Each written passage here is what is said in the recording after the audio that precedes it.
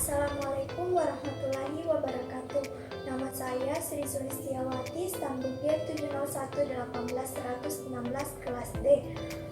Baiklah, pada kesempatan ini saya akan menjelaskan mengenai percobaan 7 yang berjudul uji aktivitas diare, di mana pengertian diare ini sendiri menurut Hartati 2008 dalam bukunya mengatakan bahwa diare adalah suatu gangguan buang air besar yang ditandai dengan BAB, buang air besar lebih dari 3 kali.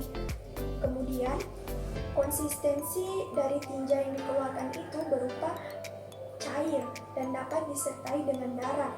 Kemudian di sini dijelaskan bahwa faktor-faktor yang mempengaruhi terjadinya diare meliputi 3 hal. Yang pertama, faktor gizi, di mana faktor gizi di sini menunjukkan bahwa makin buruk gizi seorang anak, maka banyak episode diare yang dialami. Kemudian yang kedua adalah faktor makanan.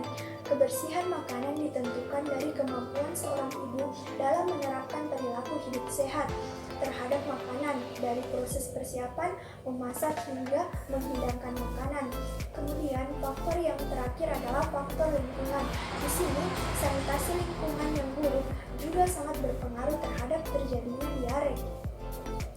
Kemudian rute pemberian obat yang dilakukan pada percobaan ini secara oral, di mana pemberian secara oral dimaksudkan dengan menggunakan alat berupa jarum yang berbentuk tumpul yang disebut dengan sonde, kemudian dimasukkan secara perlahan-lahan melalui mulut dengan menyentuh bagian langit-langit pada hewan uji, kemudian dimasukkan secara perlahan sampai ke bagian esofagus, lalu dimasukkan obat tersebut. Assalamualaikum warahmatullahi wabarakatuh. Perkenalkan, nama saya Asad Asmuji, stambuk G701-18065 dari kelompok 6. Di sini saya akan menjelaskan cara kerja dari percobaan ini. Yang pertama, kita siapkan 6 ekor tikus yang dimana dibagi menjadi 2 kelompok. Masing-masing kelompok mempunyai 3 ekor tikus. Kelompok pertama, tikusnya diberi larutan CMC 1%. Kelompok 2, tikusnya diberikan loperamid HCl 1 mg per kilogram BB. Pemberian obat pada tikus ini diberikan secara oral. Setelah diberikan obat, letakkan tikus di atas meja dengan dialaskan kertas saring sebagai pengamatan. Setelah 1 jam pengamatan, tikus diberikan okum ricini sebanyak 0,75 ml pada masing-masing hewan uji. Setelah itu, amati respon yang diberikan pada tikus selama 30 menit dalam rentan waktu 4 jam dan selang 1 jam dalam waktu pengamatan 6 jam. Parameter yang diukur pada percobaan ini yang diamati meliputi waktu terjadinya diare, frekuensi diare, konsentrasi dan jumlah atau bobot feses, serta jangka waktu terjadinya diare. Dan kemudian data pengamatan analisisnya secara statistik. Kemudian saya akan menjelaskan tentang mekanisme serta farmakokinetik dari obat loperamid, yang dimana mekanismenya loperamid sebuah opioid agonis yang terikat pada reseptor opium langsung pada dinding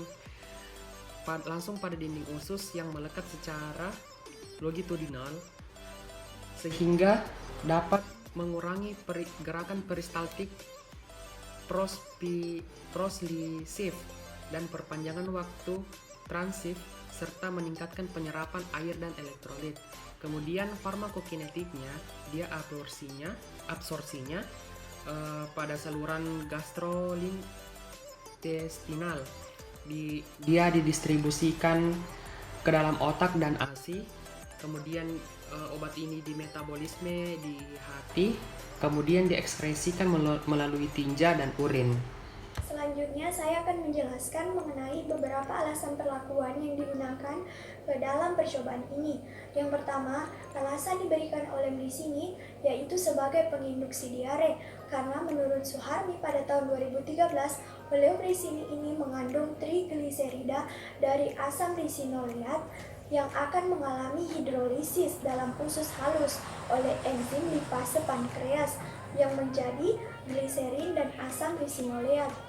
Kemudian, zat ini bekerja untuk mengurangi absorpsi metocairan dan elektrolit serta menstimulasi peristaltik usus sehingga berkhasiat sebagai laksansia.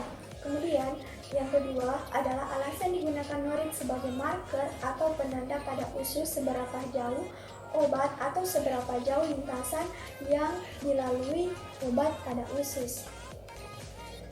Sekian yang kami dapat jelaskan pada percobaan ini. Semoga bermanfaat buat kalian. Sampai ketemu di video percobaan selanjutnya. Terima kasih.